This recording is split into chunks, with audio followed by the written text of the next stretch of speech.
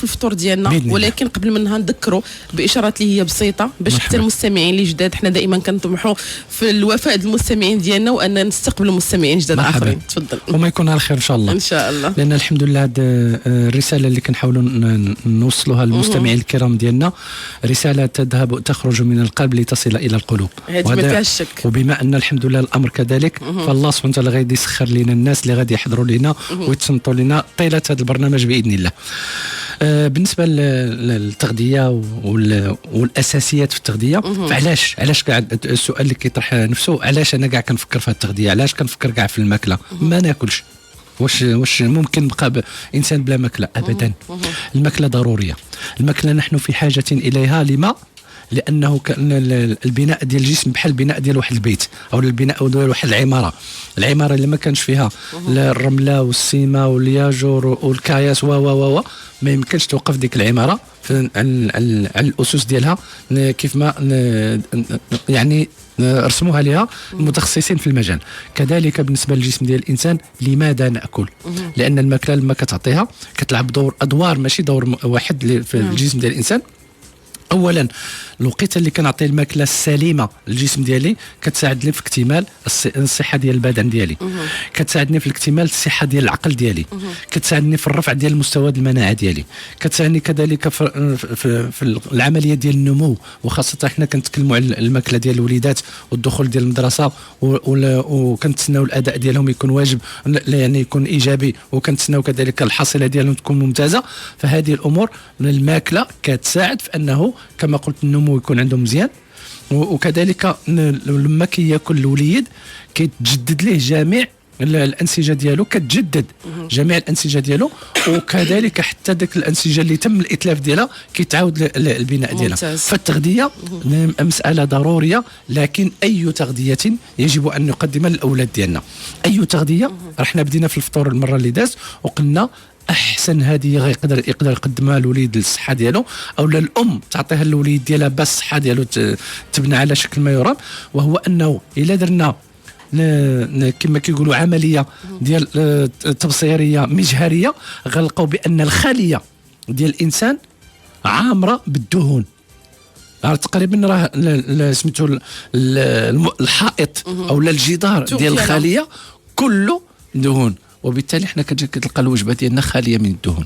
فلهذا الى العقد جميله في الوقت اللي تكلمنا المره اللي دازت على الفطور قلنا بان خاص يكون فيه يا اما القرقاع ولا يعني الكاجو، نواد كاجو، ولا مثلا اللوز ولا البيستاش هادو كلهم مواد غنيه بسميتو بالدهون، وهاد الدهون اللي كتعاود تلعب الدور ديال انها كتبني ليا الجدار ديال الخليه. ولما كنتكلم على الجدار ديال الخليه، اول جدار انا اللي كنخدم عليه هذا ثلاثه الجدارات. الجدار ديال الدماغ، لان كل ما الدماغ ديالي كان ممتاز كل ما الوليد ديالي غيكون الاداء ديالو ممتاز، وغيكون كذلك النتيجه ديالو غتكون في المستوى العالي. نعم. ثم الجدار الثاني وهما الجدار ديال الخلايا اللي موجوده عندي في المعده في المصران ديالي. علاش؟ لان حتى في المصران ديالي كاين دماغ، وهذاك الدماغ اللي كيشكل العدد ديال الخلايا الدماغيه اللي كاينه عندي في المصران راه تساوي العدد ديال الخلايا الدماغيه اللي كاينه في الراس ديال الكلب. ف 200 مليون خليه دماغيه اللي عندي في المصارن ديالي راه ليكيفالون ديال 200 مليون خليه دماغيه اللي كان. وكتشوفي الانتيليجنس اللي تبارك الله اللي كاينه عند الكلب، وكتشوفي داك يعني الاشياء اللي كيقوم بها داك الحيوان اللي كنسميوه الوفي. هذاك العمل اللي كيقوم به الحيوان الوفي راه عندنا في المصران ديالنا. وبالتالي الا كنا كنفكروا بعد المره كيقول لك واش راه عندي القولون العصبي، فعلا غيكون عندك القولون العصبي لان عندك سميتو خلايا عصبيه في المعده ديالك. ثم كذلك البناء ديال الميكروبات اللي هو الدماغ الثالث اللي كاين عندنا في الجسم ديالنا. فهاد ثلاثه ديال الادمغه الا كانوا كلهم مبنيين بناء سليم كون على اليقين بانه العدد تقريبا 80%، وهذه ماشي انا اللي كنقولها، كذلك كبار العلماء كانوا كيقولوا تيقول لك اودي بان الا كانوا هاد ثلاثه ديال الادمغه في بناء سليم كون على اليقين بان الانسان كيتفادى 80% من جميع الانواع ديال الامراض. مزيان، حيت حنا ديما كنقولها التغذيه ديالنا هي الاساس ديال كل شيء. كنقول الا كانت التغذيه ديالنا سليمه اكيد غنقدروا نتفاداو بعض الامراض او على الاقل ما غتكونش بداك الشكل ديالها الحاد. هنا تكلمتي على الوجبه ديال الافطار ومازال تنتكلموا عليها، وقلتي الاهميه ديالها، وقلتي اننا نقدروا ندمجوا فيها بعض المواد. هنا الا بغينا نعطيو للناس ربما فطور اللي هو متوازن صحي الوليدات ديالهم، ولينا حنا ايضا ماشي غير الوليدات، صح. شنو هي الوجبه المثاليه الى صح التعبير ديالي اللي تقدر فريمون تكون كتحصل او كتوفر على كل الحاجات اللي كتحتاجها الذات ديالنا؟ عجيب. دائما في الوقت اللي تكون محطوط حدايا واحد الطبق عيني كتشوف فيه، كنشوف ذاك الطبق واش كاين فيه. منين نبدا لا شنو كاين فيه بعدا عاد منين نبدا. الوغ كتقول واش كاينه فيها المجموعه ديال الفواكه، واش كاين فيها المجموعه ديال الخضروات، واش كاين فيها زيت، واش كاين فيها المشتقات الحليب ولا المشتقات ديالو، واش كاينه كذلك الاملاح المعدنيه وما الى غير ذلك. فهادو لما كنشوفهم قدامي كنقول الوجبه كامله وممكن انها تنفع احسن اكثر من انها تضر. فلما كنجيو كنقول خصني الفواكه، احنا تكلمنا على الفواكه الجافه لها دور كبير وكبير جدا في الجسم ديال الانسان. الخضروات الى كان، وهذه عند الفرنسيين وكذلك عند المصريين وعند واحد المجموعه ديال الدول هذا، حتى عند الناس ديال البحر الابيض المتوسط كانت عندهم هذه الخاصيه هذه اللي نقصات. كتلقى دائما يا اما كيدير شويه ديال المعدنوس والمطيشه والخيار، لو كيديروا السلطه ديما الصباح وعلى الصباح. لو اننا نتوقفوا غير عند هاد الثلاثه ديال المكونات، المعدنوس والخيار والمطيشه، تحطهم قدامك كذلك في دي ترونشي هادو، ثم كنحط فوقهم شويه ديال زويته بلديه او لا زيت ديال الكوكو. زويته بلديه بالنسبه للناس العاديين، وزيت ديال الكوكو بالنسبه للناس اللي محيدين المراره. هذه وحتى الناس اللي ما محيدينش المراره الى دادو الزيت ديال الكوكو اكسترا اوردينار. ولات كتخاد يعني كنشوفوا ان بزاف الناس اللي يعني في الحاجه الصحيه كياخذوا الزيت الكوكو، هي اللي ما كتطلبش مجهود وطاقه كبيره التحويل ديالها الى مكونات ديال الجسم ديالنا، خاصه لانتاج الهرمونات وانتاج الاشياء التي تتفاعل مع الجسم ديالنا بواحد الشكل كبير وكبير جدا. اذا هاد جوج ديال الانواع ديال الدهون خصني نلقاهم في الطابله ديالي. ثم الحليب والمشتقات ديالو، يا اما غناكل الحليب يا اما ناكل الفرماج يا اما، ولكن ما ناكلهمش كاملين في خطره وحده. اليوم كليت الفرماج، غدا ناكل الحليب، بعدو ناكل الياغورت، بعدو ناكل، ولكن كتقول فوالا هو مكون من المكونات ديال هذا. والحبوب حنا المغاربه خلاص ما نناقشوهاش، عندنا خاصيه وحده اللي شويه ناقصه وهي النخاله. لو ان الخبز ديالنا يكون كامل كون على اليقين بان الوجبه ديال الصباح والوجبه ديال الافطار ديال المغاربه عجيبه جدا. مثلا نتفصلوا في امور اخرى دائما رفقتك، واكيد رفقه كل المستمعين والمستمعات اللي كيسمعونا دائما. بعد ما غنسمعوا فيصل المرزوق اخر حبه على شدا FM، خليكم معنا. حضر معنا البروفيسور محمد أحسي اللي هو اخصائي في التغذيه كذلك. مازال كنتكلموا على الوجبات الغدائيه. شفنا الوجبه ديال الفطور كاين فيها بزاف ديال المكونات اللي خاصها تكون كتوفر عليها. قلنا اول شيء خاصها تكون فيها دهون اللي هي دهون مزيانه للذات ديالنا، ما فيها بس يكون فيها فواكه جافه كاللوز القرقاع او الاكاجو. شفنا كذلك ان خاصها تكون فيها فاكهه. شفنا كذلك الحليب والمشتقات ديالو ومواد اخرى. دائما قلنا ما فيها بس ان تكون ديك السلطه المغربيه او المشرقيه اللي بزاف الناس كنشوفوها حنا سي فغي، كنتفرجوا في مسلسلات وافلام وكنشوفوها كنقولوا هاد الناس واش كيقدروا ياخذوا هذا الشيء. يعني بحال مثلا المصريين ملي كنشوفوا القرقير، ملي كنشوفوا السلطه ديال البوارو، كنشوفوا البصله، كنشوفوا مطيشه، كنشوفوا الخيار. قلتي ان صحي ان ما فيها يعني حتى شي بس ان ناخذوا معنا شويه ديال الخيار ومطيشه على الصباح. هادو فوائدهم واش تكميليه ولا فوائدهم مهمه على الذات ديال الشخص في الصباح؟ هادو الوليدات حنا الى عطينا ليه الفطور بهذا الشكل هذا، ولكن يقبلوا الوليد يقبلوا، ماشي تبزز عليه. الا كان غيتبزز عليه من الاحسن بلاش. فهمتي، لان غتدخلوا في اشياء اللي ممكن تكون لها نتائج عكسيه على الاداء ديالو في المدرسه. حنا الوليدات باغينهم ان شاء الله يكونوا قاريين والتركيز ديالهم يكون عالي. فلما ياخذ هذه الماكله اللي بغاها مع ديك الوقيته بدون عناء غتلعب له دور على اساس انها غترفع له في المستوى ديال التركيز، وحنا هادشي اللي بغينا في المدرسه. لما يكون كيركز كتولي عنده الخلايا الدماغيه كلها كتشتغل. 140 مليار خليه اللي عندنا في الجسم في الدماغ ديالنا ممكن يبدا يشغل فيها، ولما كتشغل الذكاء ديال الوليد ديالي كيتزاد. دونك راه الذكاء كيجي مع التركيز ومع سميتو ودوك العلاقات ديال الجمل والعلاقات ديال لي ريلاسيون هذا كيمشيو في هذا لو سونس هذا. نعم. نشوفوا مرة أخرى ناخذوا كلامات دائما على 0522 36 10 36. فاطمة الزهراء من مراكش، السلام عليكم. الو السلام عليكم جميلة. مرحبا بك لاله، صباح النور. ربي يخليك. صباح الخير دكتور وحسين. اهلا وسهلا. عافاك عندي واحد السؤال. نعم. انا عندي يعني تيومور كندير لها شيميوثيرابي وبغيت نسولك واش ممكن ناخذ العسل ولا كيتغطى عليه الاوراق. السؤال الثاني انا محيده. عندك ورم فين فاطمه؟ البسواس، باسان في البسواس. السؤال الثاني انا محيده السكر، واش ممكن ناخذ الحلبه مدة وشحال؟ السؤال الثالث كناخذ الكركدي، كندير ليه الماء طيب وكنخليه حتى يبرد. والسؤال ديالي واش الا خليته يعني ساعتين حتى الماء يبرد واش كيتاكسد ولا لا؟ والثومه كناخذها، واش ممكن ناخذها يوميا ولا لا؟ وما كانش يعطيني الدكتور شي حاجه باش نكلها المناعه. نعم. فاطمه الزهراء، اول شيء معافاه ان شاء الله. ثاني شيء واش الطبيب ديالك يعني واش قال لك خاصك تاخذي نظام غذائي معين او لا قال لك كل على راحتك؟ هما كيقول لك كل مزيان وصافي. ما انا متبعه نظام غذائي صحي. نعم. يعني ما كاينش خذ الخميره البلديه، ما كاينش المقليات، الفاست فود ما كاينين. صافي. شكرا لك بزاف.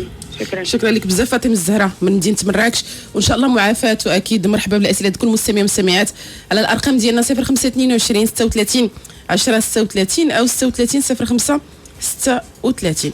كل واحد فينا كيبغي يطلع المناعه صح يعني، والمناعه كتبدا من التغذيه ديالنا. اكيد كاينين امور اخرى اللي كتساعد يعني ان فيزيكمون يعني الجسد ديالنا يكون مزيان، صحتنا كنقولوا جسم سليم في عقل سليم.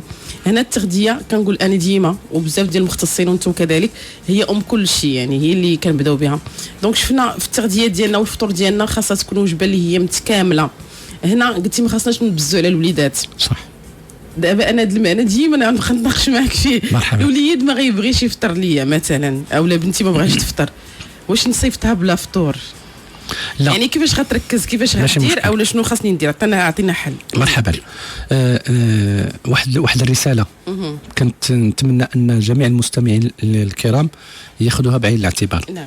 الوليد ديالي لاش محتاج الاملاح المعدنيه ومحتاج الانتاج الطاقه.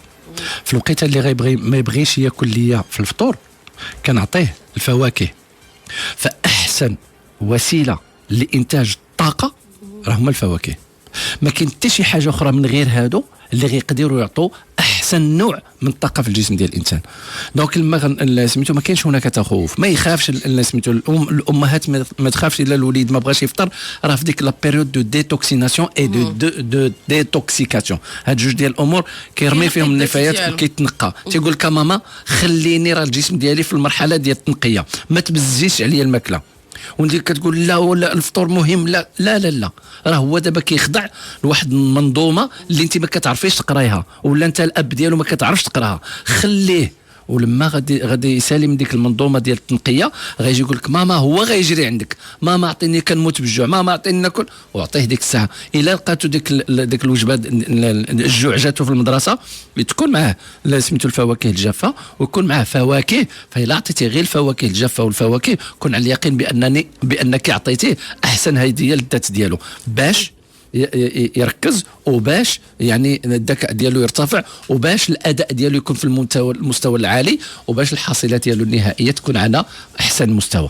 دونك اللي نفهموا من عندك ان الامهات والاباء للوليدات ديالهم ما كيبغيوش يفطروا نصيفطوا معهم شي حاجه صح، يعني اما فواكه جافه تفاحه. كاين بزاف الامهات وتحيه ليهم صراحه وتربينا بهذا المعنى هذا، داك الطرف ديال الخبز الكامل اللي فيه زبيده فيه عسيله فيه شي حاجه اللي بزاف الاباء والامهات كانوا كيصيفطوا مع الوليدات ديالهم المدرسه.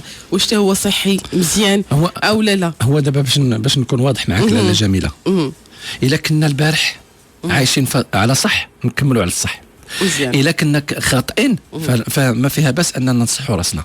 الاكل ديال الخبز ديال الوليدات في هذيك الوقيته لا يعني خاص يا اما يجي مع الغداء فاهلا وسهلا نعطي الوليد الخبز ديالو. ما دابا في وقيته المدرسه محتاج الاملاح المعدنيه، محتاج لي باز بيريميديك، محتاج لي زونتي اوكسيدون، محتاج الحوايج اللي غيرفعوا ليه من تسريع الدوره الدمويه، محتاج الاشياء التي تغذي الدماغ وتعطيه طاقه. ممتاز. باش هذوك الربعه ديال الاشياء اللي كنتمناهم، قلنا التركيز وقلنا سميتو الذكاء وقلنا الاداء والحصيله تكون ممتازه. هادشي اللي بغينا في الوليدات ديالنا نعطيهم هذه الامور هذه. اذا مزيان. دونك شفنا معك اشنو خاصهم يديو واشنو خاصهم نتسناو الوليدات حتى يجيو وما نبزوش عليهم. مازال غنشوفوا امور اخرى دائما في الوجبات الغدائيه. واكيد مرحبا بالاسئله ديالكم على الارقام ديالنا 0522 36 10 36 او 36 05 36. بعد ما غنسمعوا ناخذوا الكثير من المعلومات رفقه البروفيسور محمد أحسي اللي هو اخصائي في التغذيه كذلك. دائما كنتكلموا على الوجبات الغدائيه، ما بغيتش نحرق المراحل ولكن كنظن ان عطينا الحق الكثير الوجبات ديال الفطور. اكيد مرحبا بالاسئله ديالكم. شكرا اسيا على التلقي ديالها على 05 22 36 10 36 او 36 05 36.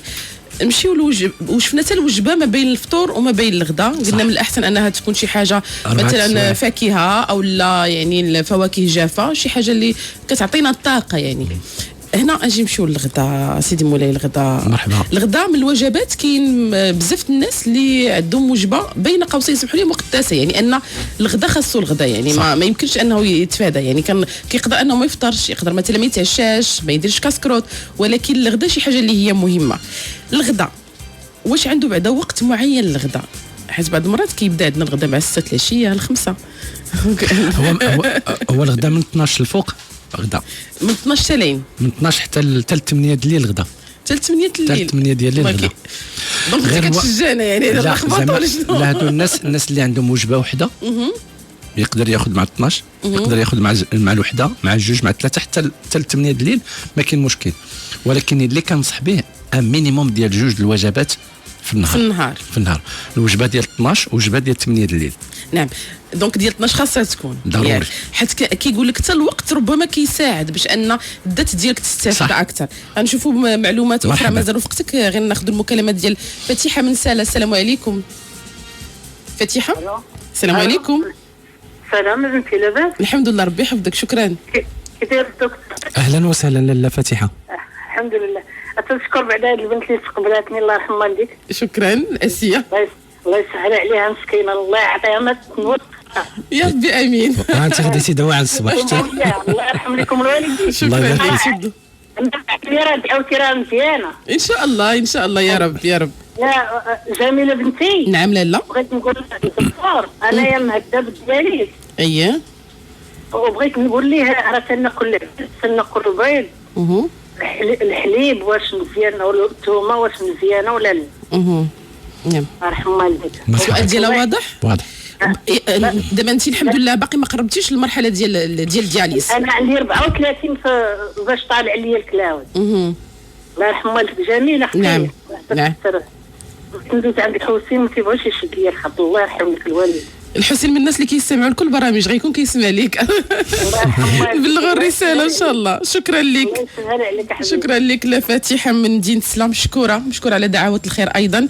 اكيد مرحبا دائما بالاسئله ديالكم على 05 22 36 10 36 او 36 05 36. الغداء مرحبا. الوجبه ديال 12 اشنو خاصو يتوفر فيها؟ شنو هي المكونات اللي خاصنا فريمون نقولوا ان عطينا الذات ديالنا الطاقه كلها؟ لان هي اللي كتضين معنا واحد الوقت. يعني الانسان الا تغدى مع الوحده او الزوج او هذا كيبقى يعني حتى مثلا 8 او حتى كيدخل الدار ديالو يعني قليله اللي ولينا تنجمعوا على داك الكاسكروت وبزاف ديال الحويجات. دونك شنو خاصها توفر فيها؟ الوجبه ديال الغداء اولا يكون فيها عصير ديال الخضروات. اييه. ثانيا يكون فيها لي فروي. ثالثا يكون لي برودوي فيرمونتي. رابعا تكون فيها اون سوب. خامسا يكون فيها شنو كيقولوا داك المنبت، دوك المنبتات ديال الزرارع. هادو الا كانوا هاد الخمسه موجودين في الطبق ديال الغداء اولى ديال العشاء بحال ما الا كان الانسان خدام. كاين ناس مساكن اللي عندهم ظروف العمل ديالهم كتحتم عليهم انهم ما يقدروش ياكلوا في الوزين اللي خدامين فيه ولا هذا. حتى الليل عاد الا كانوا هاد الخمسه المكونات في الوجبه الغدائيه جميع الانواع ديال الامراض كيولي الجسم كياخذ من هاد المكونات اللي كاينه في هاد المواد وكيبدا يصلح الاختلالات اللي كاينه فيه. فلما كيكون مريض الانسان كنقول له ماشي انت مريض، انت في طريق الى الصحه. شنو هو المرض؟ المرض كيقول لك اودي انا راك تكرفستي عليا شي هذا، راه بغيت نعطيك شويه د الراحه، سير خذ ديك الركنه ونعس وشي شويه، عطي لراسك الراحه ودير لك شويه ديال المساج وكل ما هو نقي، او لحبس كاع الماكله وغتشوف راسك بانك بديتي كتستعد العافيه والصحه ديالك. فكاين هناك مراكز دوليه اللي دابا الان ولاو كيشدوك لما كتجي مريض كيحطك غير في واحد المكان ويخليك يعطيك الماء او اللي يعطيك انتزان وكيخلي الجسم يقوم بالعمل ديالو في ذاك الوقيته ديال الراحه. كتشوف المعجزات كتظهر لك في البيت ديالك. فانا الحمد لله دابا ما عنديش مرض، ما كنعاني حتى من شي حاجه، وكنقول بلا ما نطيح الذات ديالي في واحد المحنه مرضيه، علاش اللي ما نعتقوش من خلال المنظومه الغذائيه اليوميه ديالي. اذا شنو كيقول لك؟ كيقول لك اودي اعطيني الاملاح المعدنيه، اعطيني كما كيقول الانزيمات، اعطيني المضادات الاكسده، اعطيني ما يرفع يعني المناعه، اعطيني ما ينقي، لان احنا 4 ديال الاساسيات. غنشوفوا هذه الامور غنفصلوها بشكل كبر وغنحاولوا ننزلوا عند كل المستمعين والمستمعات، يعني بحال اللي جالسين معاهم في الطبيله ديالهم باش كل واحد يعرف الوجبه اللي خاصو ياخذ في الغداء ديالو. وناخذوا مريم من جديده. السلام عليكم. وعليكم السلام ورحمه الله. مرحبا لاله، تفضلي. كان عندي واحد البنيه عندها دابا يلا كملات 6 شهور وبديت ليها الماكله وما عرفتش شنو نعطيها بالضبط، وشنو امتى ندخل لها الماكله، امتى نعطيها الماكله في الفطور، وما عرفتش شنو نعطيها بالضبط. واش يلا عندها 3 شهور؟ 6 شهور كملات 6 شهور. انا تخلعت سمعت 3 شهور تخلعت دوك 6 شهور. نعم. كي دايره في الصحه ديال البنيته ديالك؟ كنتي كتعطيها الحليب بشكل الحمد لله طبيعيه مزيان الحمد لله. نعم. لو بوا ديالها مزيان، الطول ديالها مزيان، كلشي مزيان. دونك مراقبه لها طبيا ياك او مريم؟ لا ضروري مزيان كلشي، كندير لها لي فاكسان ديالها كلشي مزيان. حنا غنشوفوا ربما شنو امتى ندخلوا الماكله وشنو هي ربما اهم الوجبات اللي خاصها تخرج. مشكوره مريم من جديده على السؤال ديالك، الله يصلح حالك. مشكورين مستمعاتي مستمعيه، مازال كنتلقاو دائما المكالمات ديالكم على 0522 36 10 36 او 36 05 36. دونك احنا دابا غنتغداو. عطيني الطبق ديال الغداء ديالنا اشنو خاصو يكون فيه. برافو عليك بالتفصيل. القرآن أعطانا واحد الترتيبات: وفاكهة مما يتخيرون ولحم طير مما يشتهون. بمعنى أنه الوجبة الغذائية ديالنا كتكون تبدأ دائما بالفاكهة. وأي فاكهة كناخذ؟ لاله جميله نقدر نجلسوا انا وياك، انت كتمشي بلا ما تشعري كتهزي واحد النوع ديال الفاكهه، وانا بلا ما نشعر كنهز واحد النوع ديال الفاكهه. هذا شنو كيعني؟ بانه كاين عندنا احتياج اللي ماشي انا اللي كنختارو، بل الدماغ ديالي هو اللي كيوجهني ليه وكنمشي نهزو. فاول حاجه كنقول لعباد الله هما يغمضوا عينيهم بشي زيف ويدوز سميتو ويدوز الفواكه والخضروات. الحاجه اللي شمها وعجباتو يخليها، اللي شمها وما عجباتوش يحيدها. ولما كيدوز الفواكه كلها والخضروات كلها، من هذوك الفواكه اللي اختار ومن هذوك الخضروات اللي اختار كيصوب للوجبه الغذائيه ديالو. فالفواكه مثلا بقاو ليه 3 او لا بقاو ليه 4، غياخذ دوك الفواكه ويحطهم على شكل سلطه ويقدمهم ويبقى ياكلهم. فلما سبحان الله الله عطانا جوج ديال الانواع ديال شنو كيقولوا البليزير، الشهوات. جوج الانواع ديال الشهوات. الشهوه الخاصه شهوه البطن والجنس يعني. ايوا هذيك ديال البطن كنبني بها الذات ديالي، وديال الجنس كنحافظ بها على الجنس ديالي. هادو معليش كاين هاد جوج ديال الانواع، وحده ديال الجسم وحده ديال الجنس ديالنا. هذيك الوجبه اللي كناخذ ديال الجسم ديالي الجسم ديالي كيكون مختار كيعرفها. كيفاش؟ نهار كتدرك شي حاجه في الركبه اشنو كيطرا؟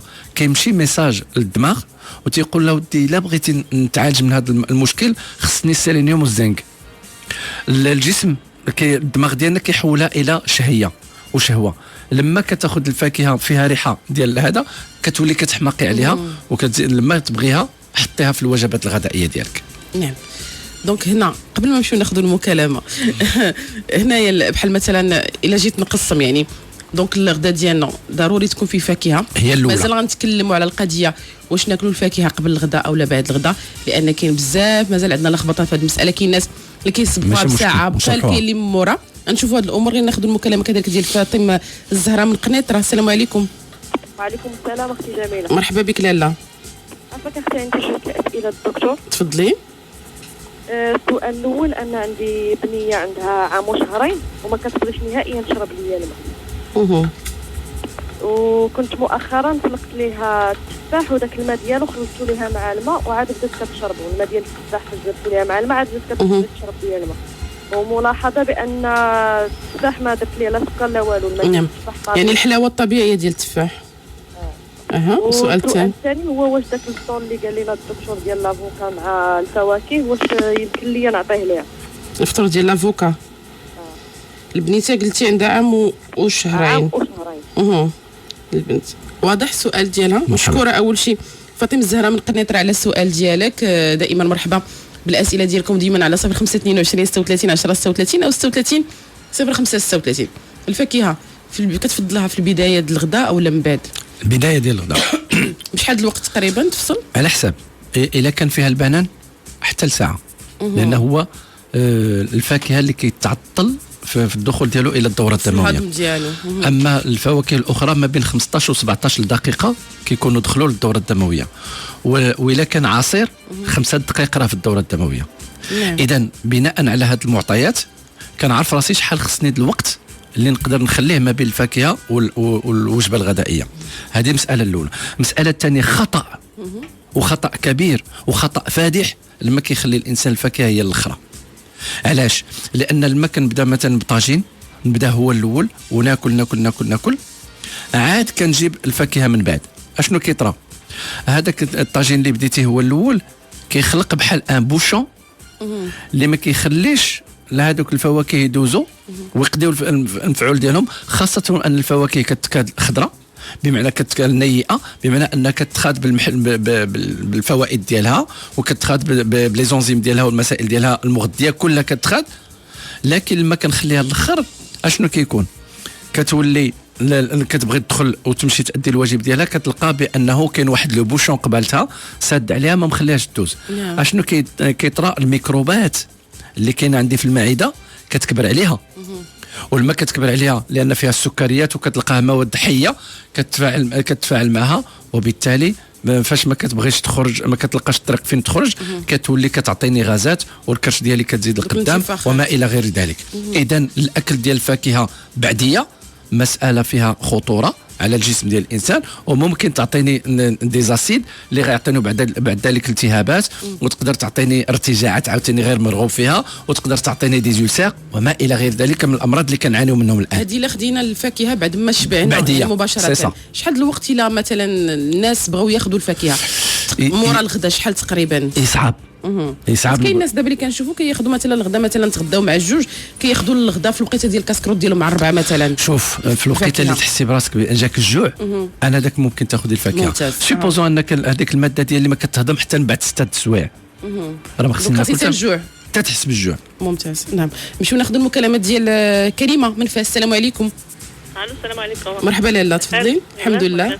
الحمد لله. الله يخليك بغيت نسول الدكتور واحد السؤال. نعم. الله يجازيك بخير. انا عندي بنيته عندها 6 سنين وما كتكونش عندها الشهيه نهائيا اكثر في الفطور. يلا كتشرب كاس الحليب معاه شويه الشوكولات، كنعطيها الخبيز كدي معاها، المهم كتاكلوا بعد المرات في الفرomage. وهي دابا المشكل اللي دابا كتقول لي في المدرسه قالوا لنا جيبي كما قلت قال الدكتور الخيار، كيقول لهم جيبوا شويه ديسير، جيبوا كتعطيها على الديسير وكيعجبها الخيار والمطيشه. وزعما بغيت نسول واش كافي الا ما دارش الخبز معاها، واش دير غير داك الخيار والديسير كافي ولا زعما ما كافيهاش بالنسبه للفطور وداك الشيء ديال زعما باش. نعم. البنيته ديالك كتبقى الفطور وحتى الغدا ديالها في المدرسه اولا كترجع للغدا؟ لا كتجي تغدا في الدار، هي ما عندهاش واحد الشهيه، كتقول كيعرفها غير بزاز وكتكلف عليها وماشي تقول فيها الجوع ولا. نعم نعم. ولكن واحد لافونتاج فيها كتبغي الديسير كامل. كتاكل السقاطه؟ ما كنبغيش نعطيها لي غوتي داكشي في العشيه بعد ما كنعطيها كدي معاها الكاطو وداكشي، ولكن ما كنبغيش نعطيها في الصباح والو. الكاطو كتصايبيه انت اولا كتشريه اولا يعني شنو هو الغوتي كنشريه بعد ما كنشريها. ودابا هي كتحمق ما تكرهش تاكل غير شي كتجي مثلا فيها الجوع كتقول ماما عطيني تفاحه. نعم يعني زين على الديسير كامل. واضح السؤال ديالك لا كريمه ممتاز، مشكوره بزاف عليه. مشكورين كل المستمعين والمستمعات، مازال نرجعوا لكم واكيد غنجاوبوا على الاسئله ديالكم، واكيد مازال حلقات ماجيه ان شاء الله باش اننا نتكلموا دائما على الوجبات الغذائيه ونشوفوا كذلك شنو خاصها توفر فيه باش تفيد الذات ديالنا. هادشي كامل بعد ما غنسمعوا كان البروفيسور محمد حسين اللي هو اخصائي في التغذيه كذلك. دونك حنا غنتوقفوا على المعلومات اللي خدينا في الحلقه الماجيه ان شاء الله نكملوا بقيتها، ولكن دابا الوقت باش اننا نجاوبوا للاسئله ديال المستمعين اللي تلقيناها على الارقام ديالنا 0522 36 10 36.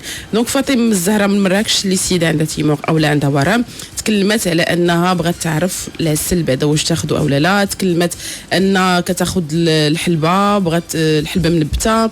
الكركاديه تكلمات واش انها كتاخذوا كترقدوا، يعني انه كيطلق داك الوقيته اللي كتخليه يطلق فيها يعني مده ديال ساعه ساعتين واش ما كيتاكسدش. هاد المسائل كلها بغات تسول عليها.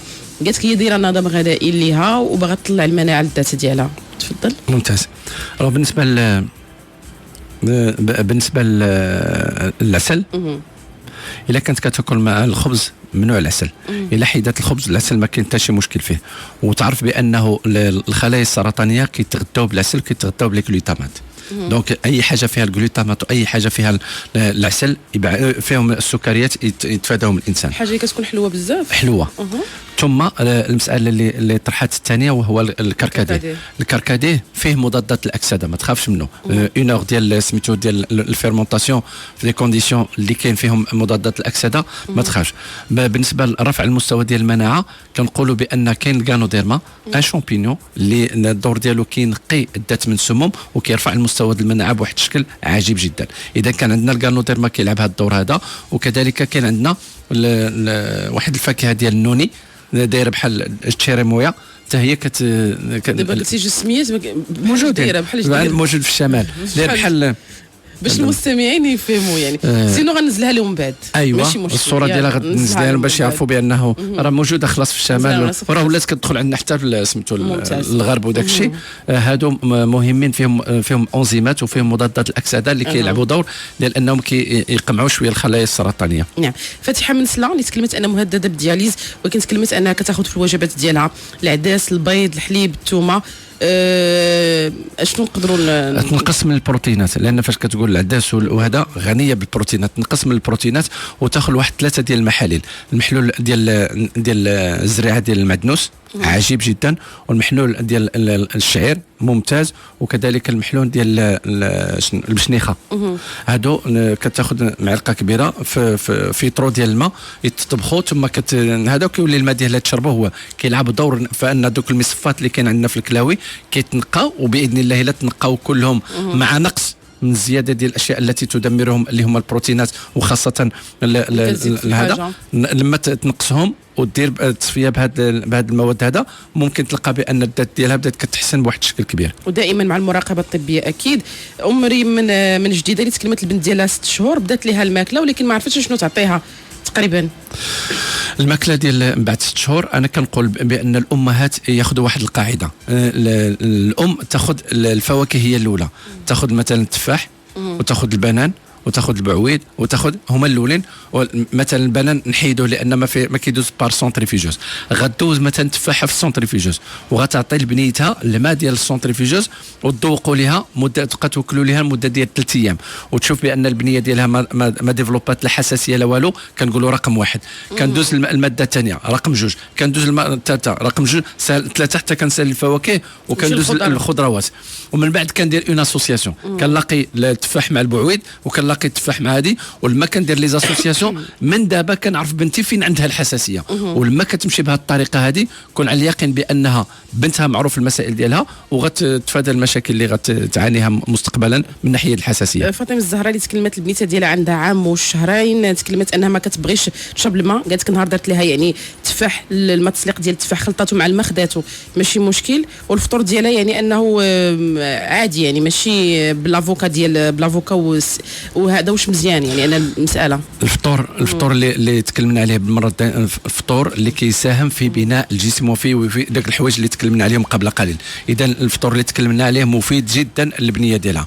الانفيزيون مزيانه، هذاك الشيء اللي عطات لها مزيانه، والماء لما شربتوش راه كتشربوه اون طونكو انفيزيون ما كان فيه حتى شي مشكل. اخر سؤال ديال كريمه مفاس، البنت ديالها 6 سنوات ما عندهاش يعني ما في الوجبات الشهيه ديالها شويه نازله، ولكن عزيز على الدسر، عزيز عليها الخضر كذلك. تكلمت اشنو واش تعطيها الخيار وهاد المواد اللي قلنا في الوجبات ديالها اللي دي معها المدرسه. الا خدات الخيار وخدات هاد المسائل اللي تكلمنا معها عليها وما خداتش الخبز ما تخافش. الناس كيكون عندهم تخوف انه الا ما كلاش الخبز وما كلاش الزيت وما كلاش الزبده في ذاك الطرف ديال الخبز راه ما كلا والو. لا، الا خدا الاشياء اللي تكلمنا عليها فانها كتكون هديه كبيره جدا للجسم ديال الانسان، اكان صغيرا ام كبيرا. مشكور بزاف بروفيسور محمد حسين، اخصائي في التغذيه، على كل المعلومات اللي خدينا. مازالين